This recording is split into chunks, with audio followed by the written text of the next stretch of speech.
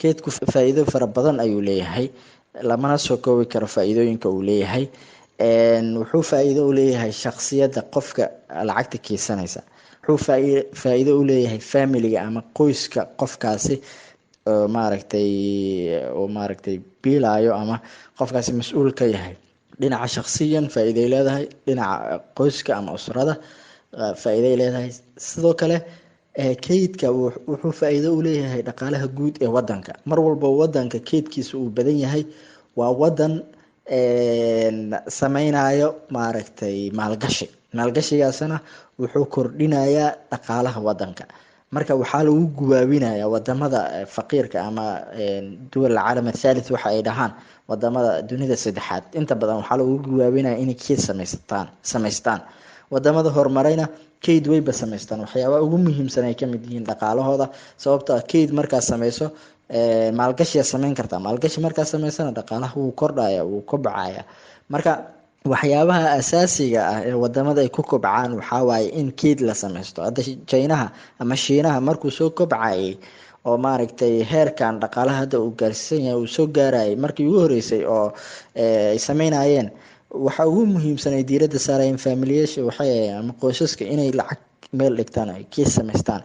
keydkii ay samaysteen ay dib u maalgashteen, hadda waxay noqdeen wadan oo dhaqaalihiisa aada iyo aada wadanka labaad ee ugu dhaqaalaha badan dunida.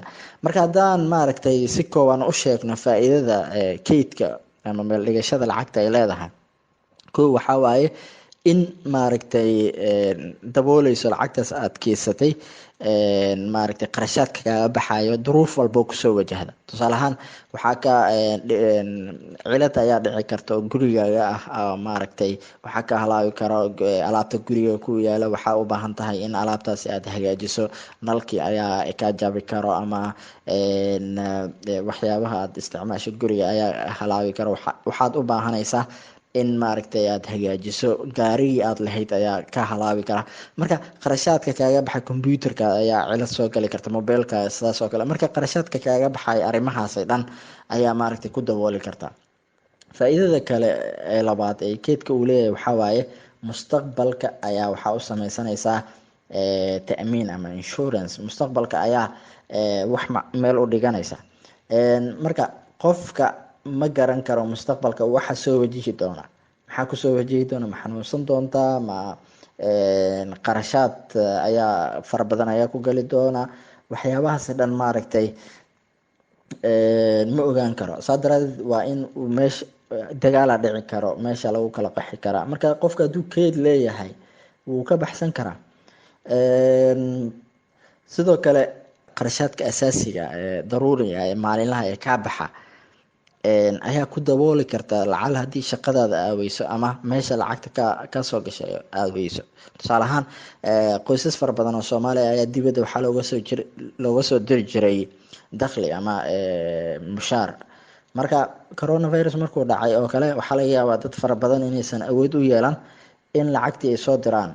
taas oo kale hadday dhacdo oo dadkii keydka lahaa meel ay u baxsadaan ay leeyihiin, laakiin qofka hadduusan keyd lahayn uu ku tiirsanaa keliya hal il oo dakhli oo ah in dibadda wax looga soo diro, dhibaato weyn ayuu galaya, deen inuu raadiyo ayuu noqonaya. marka dhibaato waaye. saasoo kale qofka hadduu shaqadiisa weeye oo meel kale oo lacag uu ka helayo aysan lahayn, sidoo kale qofka hadduu shaqadiisa weeye aysan jirin meel kale oo uu lacag ka helayo, marka wuxuu deen inuu soo qaata ayay noqonaysa. marka keydka hadduu keyd leeyahay wuu u baxsan karaa. saasoo kale marka qofka uu weynaado oo qof da- uu noqdo, hadduu keyd leeyahay wuu ku baxsan karaa.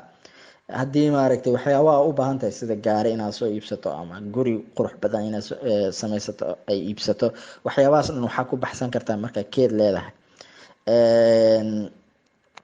xitaa safar haddii aad rabto inaad gasho oo wadamo kale aad u safarto ama dalxiis aad gasho, waxyaabahaas dhan keydka qof kale keliya unbaa sameyn kara. waxa ugu muhiimsan marka waxyaaba ugu muhiimsan keydka loo sameeyo waxaa waaye waxbarasho wanaagsan ina caruurta mustaqbalka ay u sameyso. marka mustaqbalka caruurtaada in meel fiican uu gaaro waxbarasho wanaagsan oo u sameyso. Taas waxaa ku gaari karta keed fiican haddaa leedahay. Marka gaalada ama wadamada horumar haddaan kasoo qaadno, waxay sameeyeen cunuga markuu dhalanayo ayaa keed loo sameynaya, lacag meel loo dhigaa. Markuu 20 jiro, jaamacadaha ugu waaweyn sida Harvard iyo Stanford iyo Oxford iyo si uu u galo oo waxbarashadiisa ugu maareeyo. Marka keedka aad uu muhiim u yahay. waxaa haboon qofka inuu lacagtiisa ku geedsado meel aysan gacantiisa gaareynin, si fudud aysan ku gaareynin gacantiisa. Marka gurigiisa wuu ku geedsan karaa, meel wuu dhigan karaa hadduu isleeyahay qof oo iska ilaalinaya ayaad noqon karta keedkaasi, ama wuxuu dhiiban karaa qof aamin ah oo ku kalsoon yahay. Laakiin intaas dhan waxaa kasii muhiimsan inuu dhigto bangi, inuu dhigto oo si tartiiba bangigaas ugu keedsado oo uuna iska ilaaliyo in lacagtaasi uu isticmaalo. Marka meesha ugu haboon waxaan soo jeedin lahaa inuu bangi dhigto oo lacagtaasina uusan faraha la galin oo uusan lacag kala soo bixin. Waxaa wanaagsan keedka bilaha ah, sababtoo ah inta badan dadka bishii ay lacag qaataan.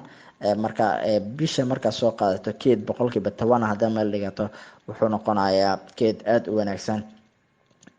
sanadka ugu horeeyaba waxaad helaysaa rubuc lacagta kusoo gasho 5 sano gudahoodna lacag sanadka kusoo gasho kasii badanaysaa. waxaa muhiim ah in la kala saaro arrinta kusoo wajahaysa. hadday tahay arrin iska caadi ah, tusaalaan waxaad aragtay gaari qurux badan ama mobile cusub oo iPhone 12 la dhaho, iPhone 12 Max Pro mid la dhaho ayaa soo baxay, $1 iyo wax la jira la iibinaa. haddii aad aragto oo aad doonayso mobilekaas inaad soo gadato oo kale, waxyaabahaas oo kale daruuri ma aha. waxyaabaha waa in loo kala saaro wax daruuri ah oo laga maarmaan ah.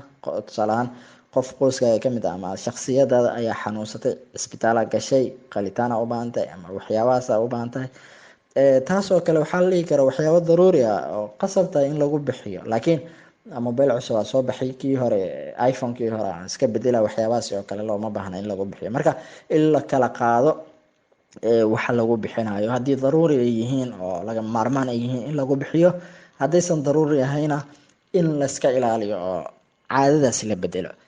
waa run oo inta badan Soomaalida ee dhalinyarada khaasatanba ma sameeyaan keyd.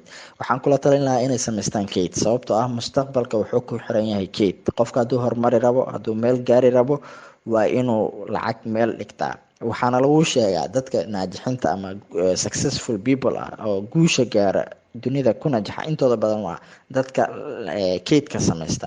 marka caadadan keydka haddii aad isbarto, waxaad noqonaysaa qof mustaqbal wanaagsan leh. muddo kadib lacagtii aad keysatay ayaad maalgashanaysaa. lacagtaas ayaa waxay ku noqonaysaa il cusub oo dakhli cusub kusoo gelaysa. marka waxaan kula talin lahaa dhalinyarada gaar ahaan inay isbaraan caadada keysashada oo ugu yaraan 10% dakhliga soo gala ay meel dhigtaan.